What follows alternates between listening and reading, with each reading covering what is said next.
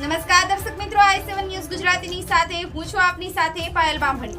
તો જોઈએ આજના મહત્વના સમાચારમાં।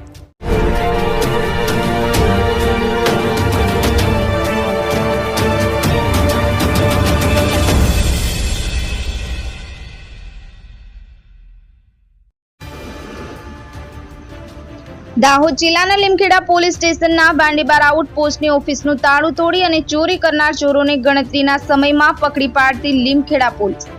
પ્રાપ્ત માહિતી મુજબ લીમખેડા તાલુકા બાંડીબાર આઉટપોસ્ટની ઓફિસનું તાળું તોડી ડોરમાં મૂકેલ એએસઆઈ સંજયભાઈ મોતીભાઈના પાકીટમાં આશરે 2600 હતા। તે પાકીટની ચોરી કોઈ ઈસમો કરી ગયા હતા।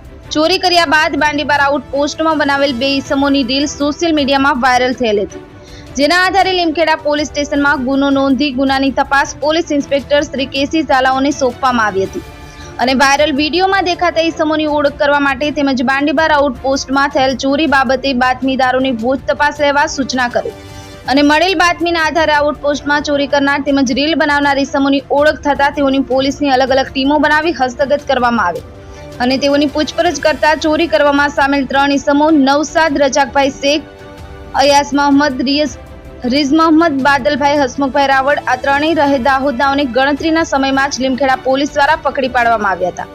દાહોદ જિલ્લાના આવા જ સમાચાર જોતા રહો અમારી i7 ન્યૂઝ ગુજરાતી સાથે। સંવાદદાતા જસુભાઈ ગણાવાની સાથે ચેતનાબેન ગણાવા, i7 ન્યૂઝ ગુજરાતી, દાહોદ।